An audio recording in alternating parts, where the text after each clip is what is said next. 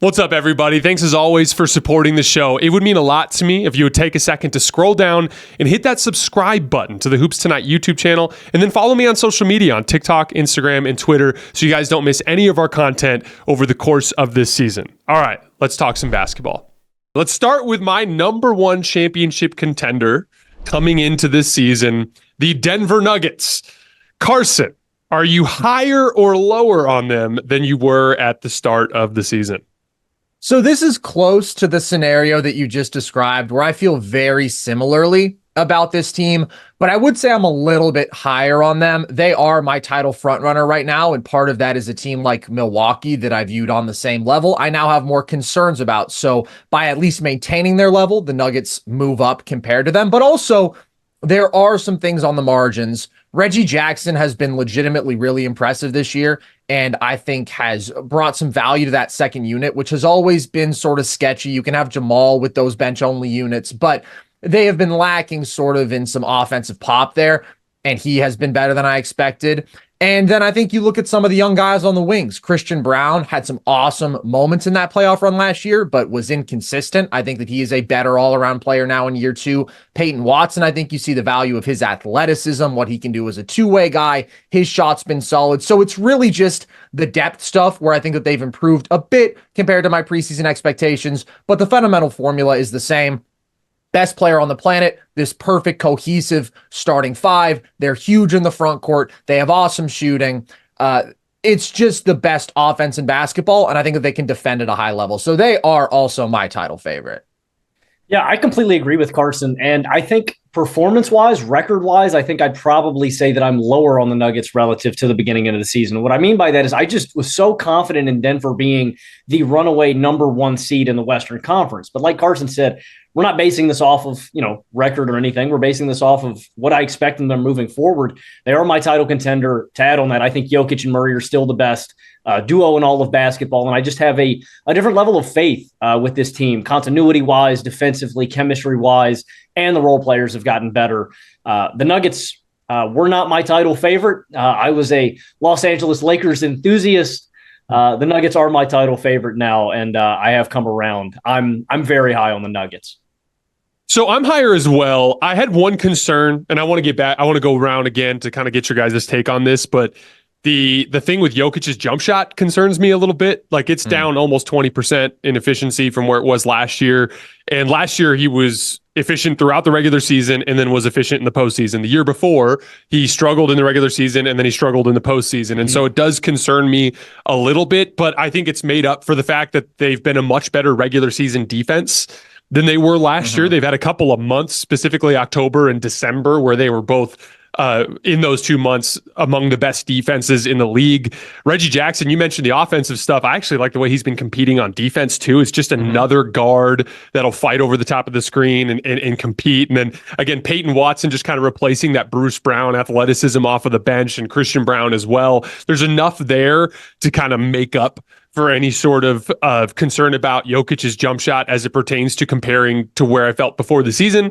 That said, as we know, specifically in the Lakers series, that over-the-top shot making was an important part of Denver's success. So let's start with you, Carson. Are you concerned at all about Jokic's jump shot and what that might mean for this year's postseason run? Not really, just because I still think in the scope of things, he's shooting the ball pretty damn well. He's 35% from deep, which is a little bit below where he was last year in the regular season, and certainly not at the level he was at in the postseason, where he was 46% from three. And we know that that is the one component that makes him truly unguardable. When in that pick and pop game, you can't leave him. When as a spot up guy, he can hit 45% of his threes, blending that with the interior scoring dominance and playmaking. That's when it's like, cool, this is the best offensive player that we've ever seen. And he hasn't been at that level of sharp shooting, but 52% for mid-range, his bread and butter shots there are still mostly falling. We have seen that he can run hot and cold. It feels like every year he has that one little stretch where he's down. But generally, when it comes to the postseason, when it matters most, he's able to deliver with that big-time skilled shot making, and I still have a lot of faith that he will. And it's important to preface that last playoff run was one of the greatest runs ever, individually by any player ever. To expect Jokic to be back at that level would be to expect another one of the greatest runs ever. And while his perimeter shooting may be down, like over his last 10 games, he's only shooting 1 3 a night. I still think he's getting to his good looks. And there's just a level of confidence I have with Jokic as a shooter. He's got great touch, great shooters. That touch doesn't wane away. It doesn't leave you. He may be hitting a skid this year, but I think when it comes playoff time, when the chips are down, there's nobody in the NBA that I have more confidence in showing up and performing than Nikola Jokic. Yeah, to me, the optimism is that they didn't just win last year; they dominated last year. Mm-hmm. So, there's just margin for error there. I do think the gap is a little bit more substantial than people realize. Jokic jump shot was worth 1.21 points per shot in the postseason last year, which is absolutely insane.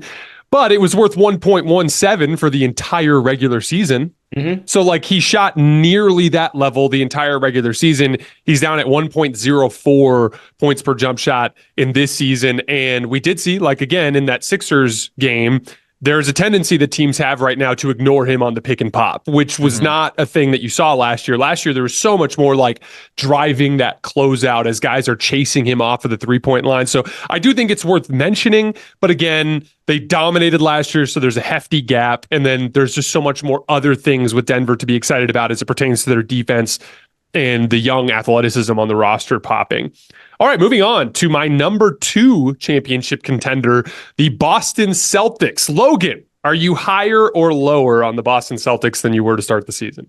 I can't believe I'm saying this because my expectations were so high for the Boston Celtics coming into this year. I'm higher on them. This Celtics team is historically great. Just 31 teams since 2000 have notched 32 wins in their first 41 games. 10 of those teams won the title, an additional 3 made the NBA Finals. So the track record is good. And it's just such an absurdly talented collection of players. Tatum, JB, Porzingis, Holiday, D. White, Horford shooting the hell out of the ball. He's over 40% this year, and they gel really well together. An interesting stat that I found about this team, against the Spurs, the Celtics became the second only team in NBA history to make at least 11 more three-pointers than their opponent in 3 consecutive games. The only other team to do that is the 2016 Warriors, and I just think that speaks to how Boston can just boat race teams. They can just shoot you out of games, and it's a double-edged sword because the one part of me says, come playoff time, they can just blow out teams game to game. If they get hot, there's so many shooters down this roster that they can just shoot you out. But I also think there's a really heavy reliance on the 3 ball that scares me, that when they need shot variance in the playoffs and they need to vary up that shot selection, can they do it? I'm higher on them because I've been so impressed at the talent. I've been so impressed at the defense and the shooting ceiling. But I'm still a little scared about the Celtics in big moments, in grimy games, in those rock fights that we see. Can they get it done?